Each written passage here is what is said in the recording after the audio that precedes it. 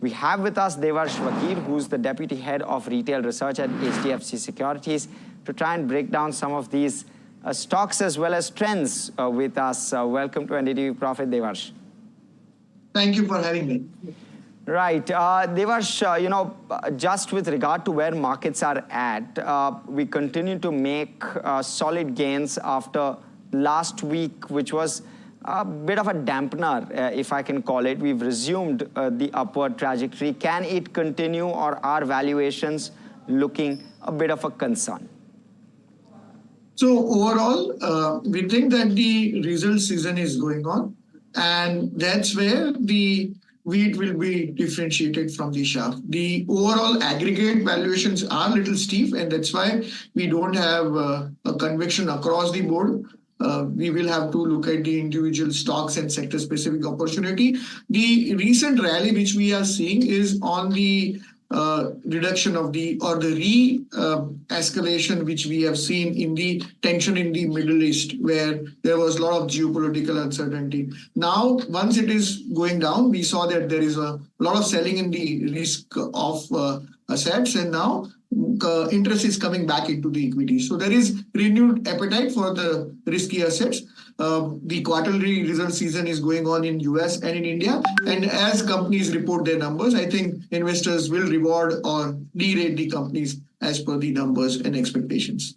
One, I want your view on what one can expect from something like an HUL and from the FMCG basket as a whole. When does recovery start to kick in for them? And second is just with regard to valuations, how are they stacking up? Right. So we have been cautious on the FMCG space. FMCG demand stayed consistent last quarter also, and this quarter we are likely to largely mirror the trend which we saw in Q3. The urban markets has been growing the rural markets. There has been some price rollback on softening of commodity inflation, but otherwise FMCG is likely to show tepid growth.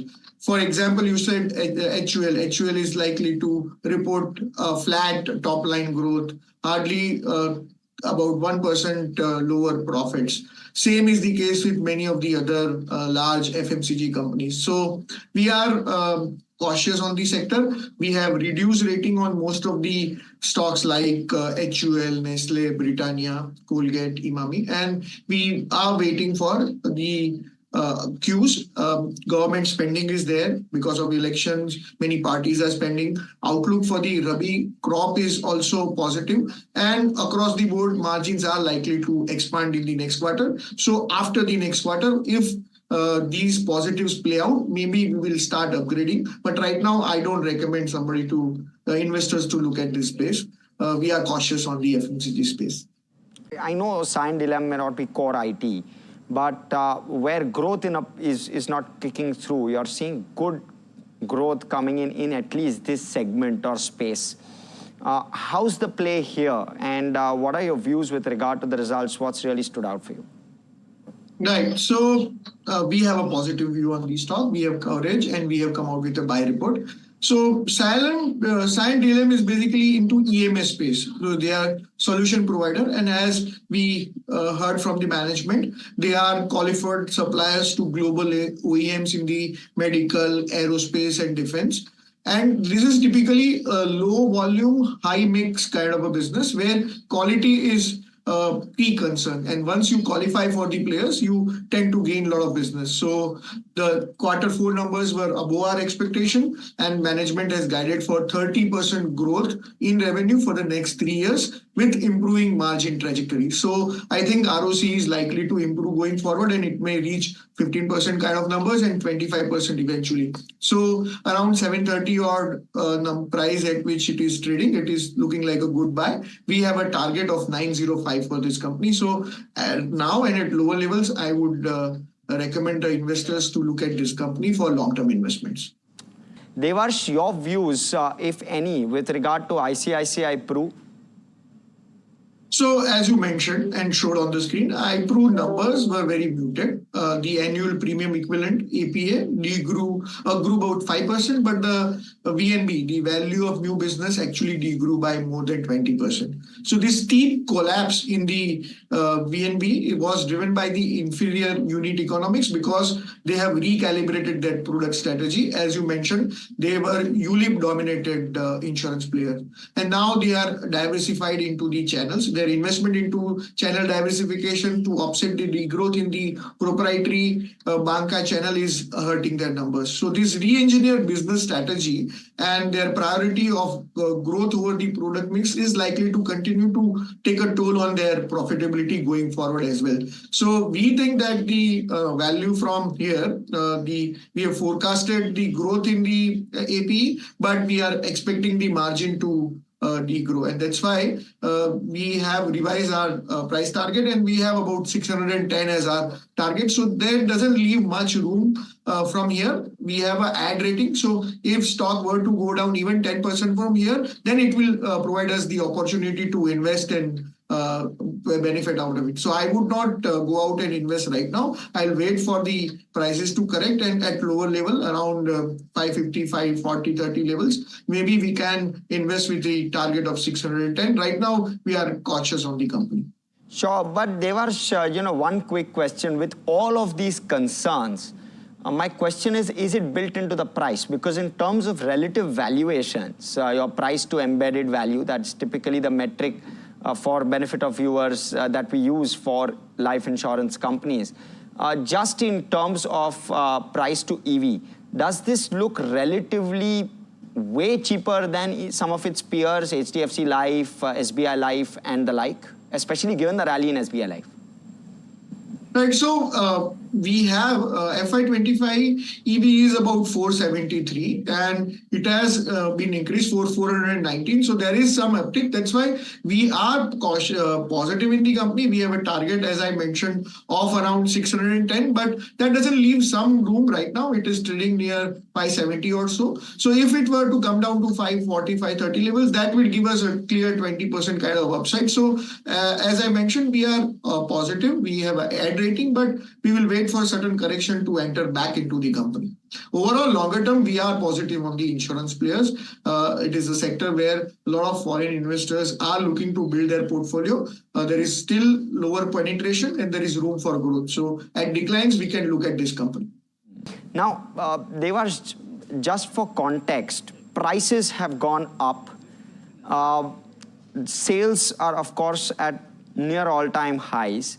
And new projects are being launched left, right, and center. Are we at a top when it comes to both valuations as well as pricing in this sector? Do you believe that now it's becoming unsustainable just in terms of pricing, or do you still feel that there's enough tailwind? No, as a sector, we continue to remain bullish on it. We have seen strong demand undercurrent in the real estate developers. They have reported record pre-sales.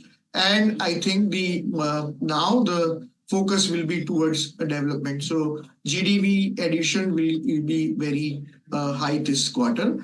They will have to raise funds to do the construction of all these pre-sales they've done. But some micro markets within the industry may have reached unsustainable level, but overall, I continue to see the traction. Luxury segment has seen a lot of traction. Now it is available in the demand is moving towards the office space and the commercial space. Many of the IT companies have mandated their employees to return to the office, and that has resulted into the physical occupancy ramping up to 75-80% also. And since COVID, this has been a good churn in the commercial real estate space. So on the mall side, we are seeing that the same store sales of many of the brands which were languishing has started picking up, and this higher base is likely to ask for more demand. Hospitality sector, travel sector, all these are giving us indicators that the cycle is likely to continue forward. So we remain positive. Many of these companies like DLF, Oberoi, Sobha, Kolte Patil, Prestige, we have still 20 to 30% upside left in these sectors. So we continue to remain bullish on these sectors. Devarsh, your views with regard to the whole telecom space. First off, thank you, Smriti, for that context. But Devarsh, the whole telecom space itself, Jio, ARPUs better, quality of growth better. What should one expect from something like a Bharti Airtel? What should one expect from totally different kind of business, but Indus Towers and its own set of problems, Vodafone? I am actually turning quite positive on the sector. See, most of the experts believe that the tariff hikes are imminent post-election, driven by the need to improve the return ratio of all the players. Reliance wants to come out with the higher ARPUs for Jio platform, and eventually they want to monetize that. There are 3 players in the market. So regulator may not frown on the tariff hike post the election. And I think withstanding the weak spending environment, I think telecom is likely to see higher ARPUs, and that means the cash flows across the sector will improve. So it is better to remain invested in the sector. Remain invested in the sector, but completely out of time. Thank you, Devarsh, for your time and for carrying this entire show and giving us all of the context and perspective.